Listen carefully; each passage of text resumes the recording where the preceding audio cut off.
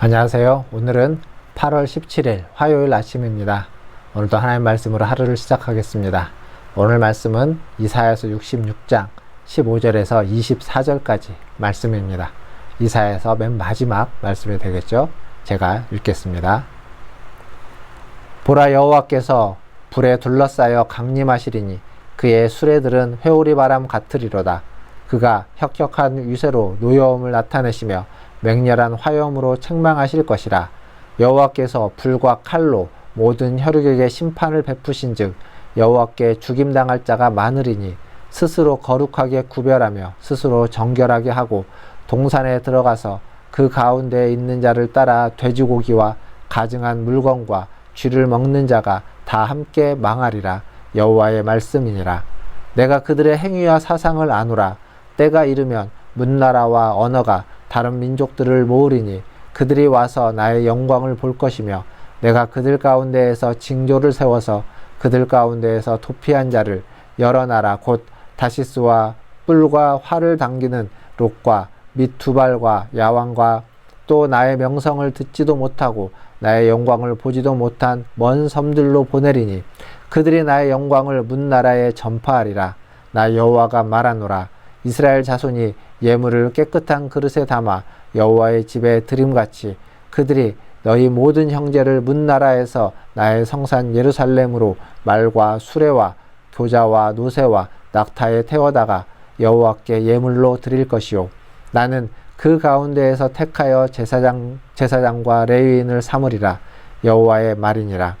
내가 지을 새하늘과 새 땅이 내 앞에 항상 있는 것 같이 너희 자손과 너희 이름이 항상 있으리라. 여호와의 말이니라.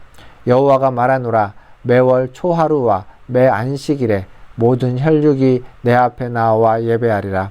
그들이 나가서 내게 패역한 자들의 시체들을 볼 것이라.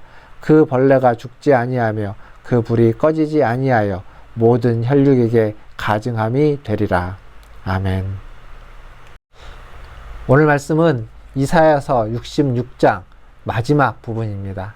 이사야서는 전반부 1장에서 39장까지 심판에 대한 메시지가 주로 나온다면 40장부터 66장까지는 회복에 대한 메시지가 주를 이루고 있습니다. 그런데 이 마지막 장인 66장은 이 한 장 안에 이사야서 전체가 다 축소되어져 있다, 축약되어져 있다라고 말할 수 있습니다. 악인에게는 심판을, 의인에게는 하나님이 회복의 은혜를 주신다. 그리고 새하늘과 새 땅을 선포하시는 이야기를 통해서 하나님 어떠한 복을 주실지를 이야기해주고 있습니다. 먼저 15절에서 18절을 간단히 보면 하나님이 강림하시는데 강림하셔서 불과 칼로 심판하신다라고 말씀하십니다. 어떤 자들이 그러한 심판의 대상이냐? 17절을 보니까 스스로 거룩하다고 스스로 구별한 자들, 그러나 그들이 율법을 범하는 자들이었습니다. 더 나아가서 그들은 이방신을 섬기면서 하나님이 금했던 돼지고기와 쥐고기를 먹는 자들, 그래서 다 망할 수밖에 없는 자들이었습니다. 그러니까 이 구약시대에 하나님 율법을 정면으로 반박하고 그것에 도전하는 자들이죠. 그러면서도 자신들은 스스로를 구별하고 거룩하다고 생각하는, 그러니까 어찌 보면 이 이중적이면서도 약간 모순적인 모습이 있는 신앙인들이라고 이야기할 수 있습니다. 이들에 대해서 18절을 보면 내가 너희의 행위와 너희의 사상을 다 안다 라고 하나님은 말씀하시고 있습니다. 즉 그들이 어떠한 생각을 하는지, 어떠한 사고를 하는지, 무엇을 추구하는지, 더 나아가서 그들의 그 마음속에 있는 무의식의 세계까지도 하나님은 아신다는 거죠. 결국 하나님은 속일 수 없는, 하나님 앞에서는 숨길 수 없는 것이다 라는 것을 말해주고 있습니다. 그러니 어리석게 그러한 생각과 그러한 판단을 하지 말라라고 경고하고 있는 거죠. 그리고 이어지는 말씀을 보면 21절까지 하나님은 이스라엘이 아닌 이방인을 사용하신다라고 이야기하고 있습니다.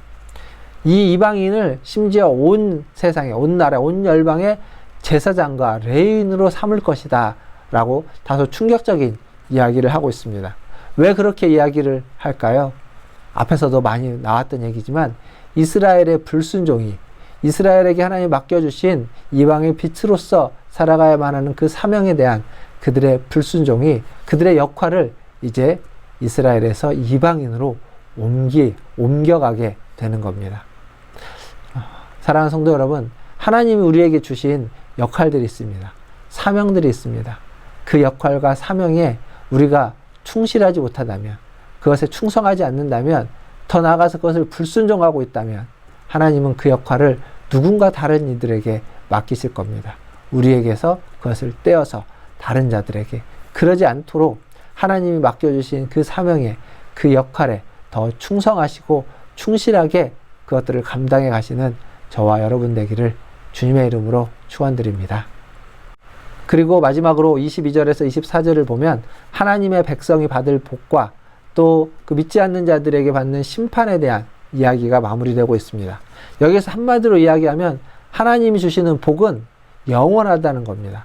여기 항상 있다. 내 자손과 내 이름이 항상 있다. 결코 없어지지 않을 것이다 라고 이야기하고 있습니다. 반대로 24절에 그 죄 짓는 자들이 받는 그 심판 또한 영원한 형벌이다 라고 말해주고 있습니다. 그러니까 복도 영원히 항상 있겠지만 죄 짓는 자들에게는 형벌도 그 벌도 항상 있다 라고 말해주고 있습니다. 사랑하는 성도 여러분, 우리의 옆에 우리와 함께 하나님이 주시는 복이 항상 있을 것인지, 하나님이 주시는 심판과 형벌이 항상 있을 것인지 우리는 언제나 선택을 해야만 합니다. 결론적으로 이사야서 말씀은 마치 마태복음 25장에 그 양과 염소를 통한 최후의 심판을 말씀하시는 것과 같습니다. 양은 의인을 대표하고 염소는 악인을 대표하죠. 그 양은 의인으로서 생명을 얻지만 염소는 악인으로서 영원한 형벌에 처하게 됩니다. 양도 염소도 모두 주여라고 부르는 자들이었습니다. 그러나 하나님의 말씀을 제대로 참 실천을 하지 않는 염소는 결국 악인으로 판정되고 영원한 형벌에 처하게 되는 겁니다. 우리는 어떠합니까? 하나님 앞에서 우리는 양으로서, 의인으로서 생명을 얻는 자입니까? 아니면 염소와 같은 자가 될까요? 오늘 하루도 하나님의 은혜 가운데에서 하나님의 말씀을 참으로 실천하면서 말씀에 순종하면서 살아가시는 저와 여러분 되기를 주님의 이름으로 축원드립니다. 기도하겠습니다.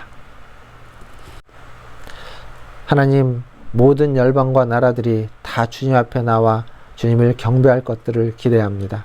아버지 하나님, 우리는 연약하여서 때로는 의인의 길에 서지 못하고 악인의 길에 서 있을 때도 있지만 우리를 경고하시고 우리를 책망하셔서 다시 돌이켜 하나님의 백성으로, 하나님의 백성다운 삶을 살 수 있도록 이끄시고 인도하여 주실 것을 믿습니다.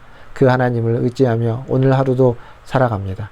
하나님, 우리는 부족합니다. 매 순간순간 실수하고 넘어집니다. 그러나 주님이 계시기에, 주님의 영광이 우리와 함께 하시기에, 주님의 주시는 그 복이 우리를 언제나 붙잡고 있기에 아버지 하나님, 다시 한번 그 복을 의지하고 주님을 의지하여서 일어납니다. 하나님, 우리를 다시 한번 받아주시고 이 환난의 시기, 이 고난의 시기, 이 어려운 세상 가운데서 하나님의 은혜를 매일매일 순간순간 허락하여 주시옵소서. 아버지 하나님, 코로나 확진자들이 연일 증가하고 있습니다. 연일 아버지 하나님 줄어들지 않고 있습니다. 주여 불쌍히 여겨주시고 자비와 긍휼을 베풀어 주시옵소서.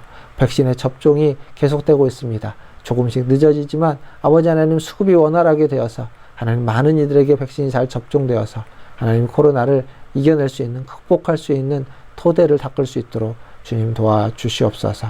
우리 교회 성도들을 기억하여 주시고 성도들 각자의 형편을 아시는 주님, 하나님 영육간에 함께하여 주시되 특별히 육신이 연약한 우리 성도들의 아버지 하나님 그 육신에 안수하셔서 치유하시고 회복시켜 주시옵소서.